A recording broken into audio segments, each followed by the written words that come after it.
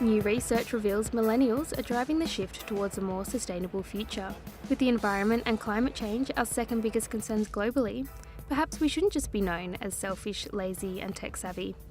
Are we seeing the rise of the ethical consumer?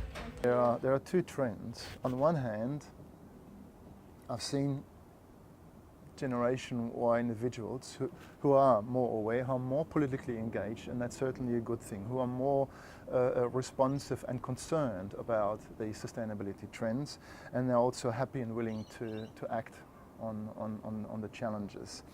On the other hand, I see also a very high level of entitlement. So the expectations from life now are so much higher than, let's say, for Gen X or for the baby boomers. And I'm not sure that this entitlement matches a future in 2050 or 2060. So how do we ensure we keep our entitlement in check? We already believe that we are the generation most accountable for protecting the environment.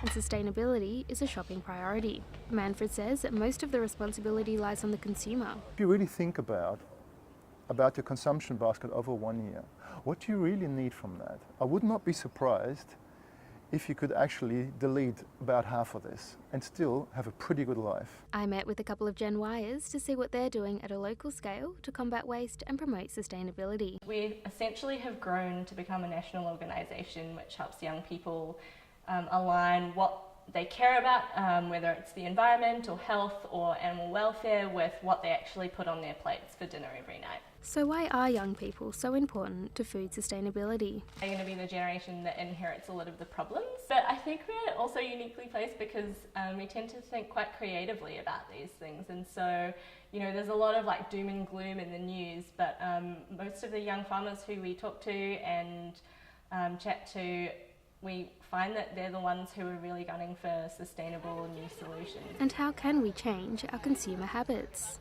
Youth Food Movement Australia has started an initiative called the Cook Luck Club. Instead of asking your mates to bring a plate, you just bring ingredients that need using from everyone's fridges, and you'll catch up while you cook up together. It's a lot about supporting local, of course, but also continuing to ask questions and staying curious. Staying curious and asking why is also important when it comes to fashion. The app Good On You rates brands on their impact on people, planet and animals. And Head of Marketing, Bethany Noble, believes that Gen Y has progressed further than previous generations when it comes to sustainable clothing.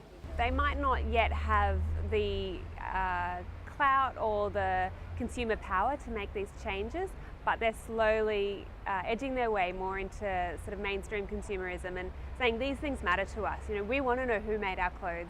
Yet is it enough to make change at a larger scale? The textile and fashion industry is the second most pollutive in the world, from the use of pesticides to dye-ridden waters to extreme landfill occupation, aka fast fashion. The rate that we're consuming our clothes is phenomenal. We're buying so much more than we did 20 years ago, and that's because of the rise of fast fashion and being able to buy a pair of jeans that cost the same amount as buying your sandwich for lunchtime. We really recommend buy less, buy better, and make it last. The 2017 Behind the Barcode report shows that half of the brands assessed have improved their overall rating in the past 4 years.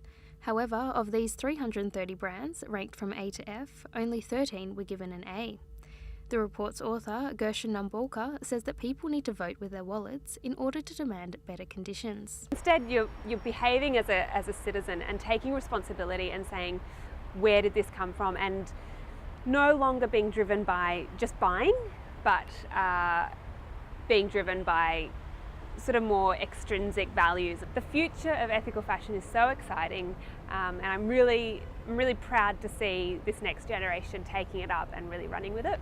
And yes, we can play the blame game and curse those baby boomers for putting us in this climate change mess. But as Manfred says, it's our own entitlement we need to keep in check. The difference between the wish and the will. We all wish for a better environment and for a safe future, but the will entails all the hardship and the pain. Millennials may have to become the green generation, whether we like it or not. We're driving a shift in attitudes, but time will tell whether we put our money where our mouth is. Georgia Hing, XYZ.